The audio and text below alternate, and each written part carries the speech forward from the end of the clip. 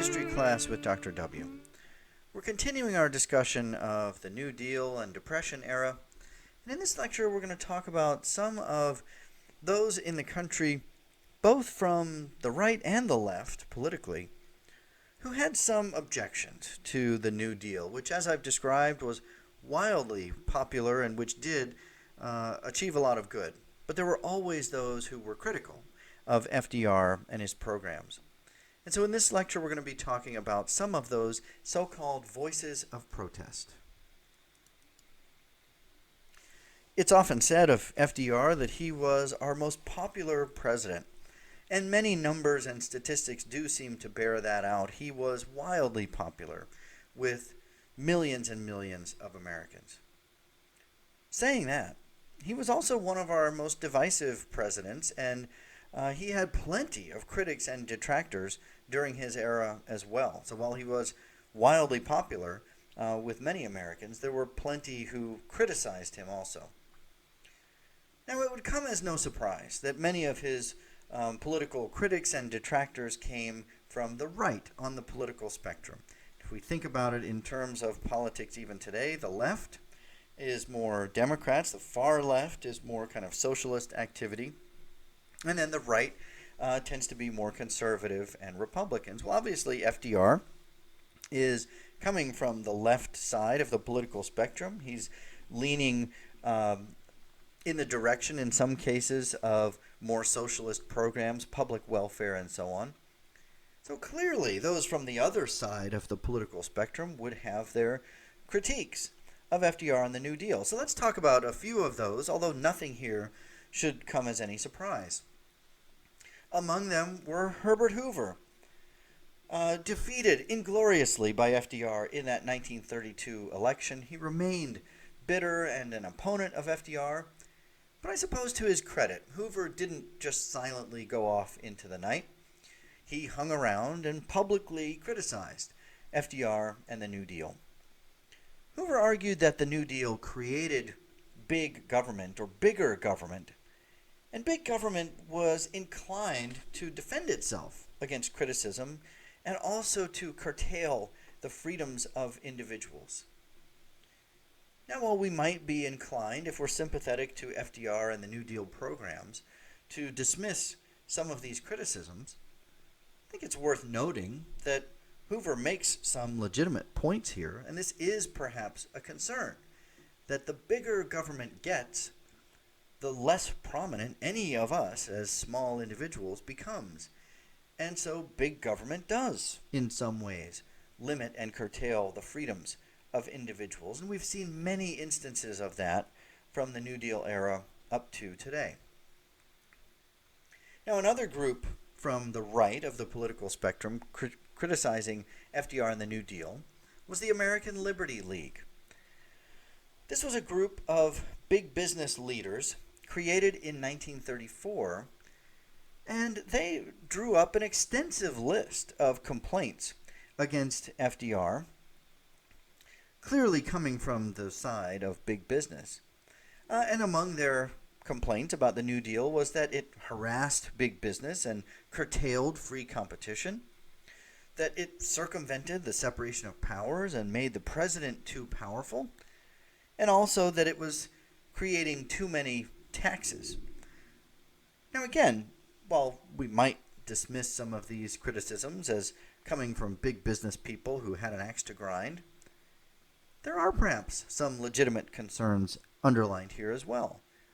The critique in particular that the president was becoming too powerful. Well, FDR had huge majorities in both houses of Congress at that time, which only got bigger as the Depression went on. And the only branch of government that wasn't necessarily siding with FDR in every case was the judicial branch. We're going to talk about that a little bit later when we discuss the court packing plan.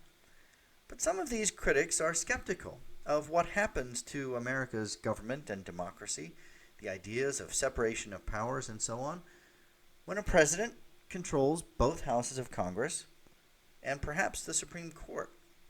Is it really a true democracy anymore? So these are some criticisms of FDR coming from the right.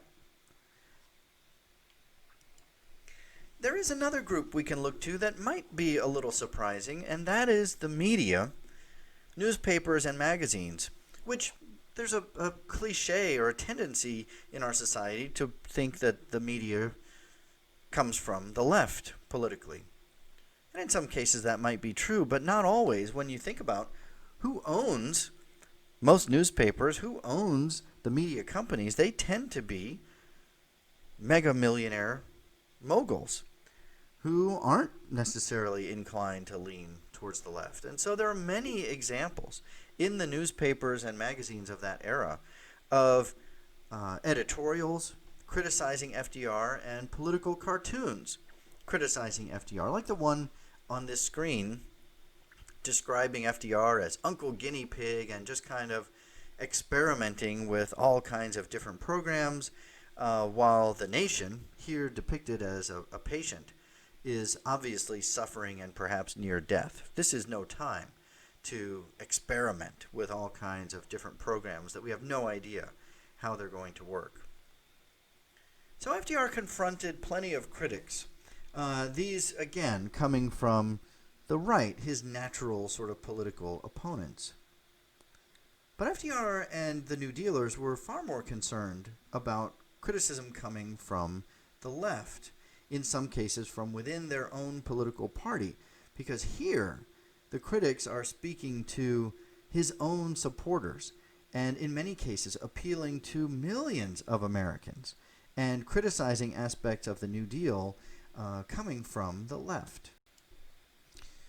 Now, when you think about what some of that criticism might mean, clearly FDR's opponents from the right are opposed to the activism of the New Deal. They're opposed to public welfare. They're opposed to big government and spending and so on, the critiques outlined by Hoover. His opponents coming from the left are concerned that the New Deal isn't doing enough. They want the New Deal to lean more in the direction of public welfare and so on. So I'm going to describe a few of examples of this to you. One of them being Upton Sinclair, who is best known as the author of The Jungle, a book that falls into the realm of yellow journalism and investigative journalism back during the Progressive era. Many students have read that book about the meatpacking industry in Chicago. But by 1934, Upton Sinclair is a declared socialist, and he decides to run for the governorship of California in 1934. At that time, the nation really had no welfare for the elderly, the unemployed, the disabled. And California was home to a number of huge industries like the oil industry, agriculture, film industries, and Hollywood. So in 1934, Sinclair formally switched his party allegiance from socialist to democratic in order to make a more serious run for the governorship.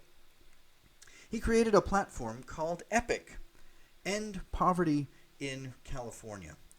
And you see the emblem for EPIC up above, the honeybee, that most socialist of creatures, honeybees working together in the hive, each one with its own task for the betterment of the whole. And so Upton Sinclair drew up plans for cooperatives for the unemployed. People would live together either on farms, growing communal efforts, or working together in communities. It was to be a plan based on production and bartering, production for use. And so people would grow or make something in one area and then trade that with people who were growing or making something else. So it didn't rely a whole lot on cash or income. The plan also called for heavy taxes on the wealthy, for old age pensions, welfare for the disabled and single mothers, and so on. Initially, his campaign didn't strike much fascination, but as the summer of 1934 wore on, there came to be labor unrest and strikes in much of the country, but particularly in California. A strike among longshoremen in San Francisco in particular became a concern. And then on August 28, 1934, Sinclair won the primary, and his run for the governorship began to look more serious. For a time, his campaign was striking some fear into the incumbent, the Republican Frank Merriam, who was running for re-election. Sinclair really would have benefited from the support of FDR in this race, and he visited FDR and talked to him a number of times. But many scholars think that FDR was concerned about Sinclair and this push even further to the left.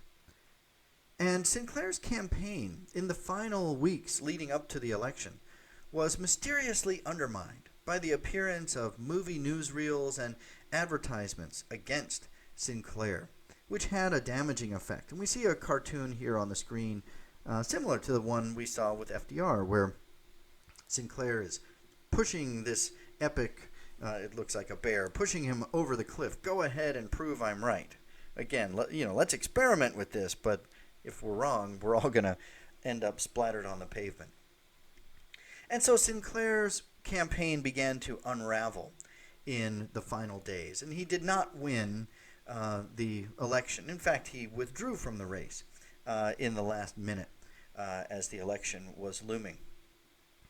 But he stands as one example of the voices of protest coming from the left, who exerted a strong pull on FDR, and the fact that millions of Californians supported Upton Sinclair, and FDR was vividly aware of the support that Sinclair was getting.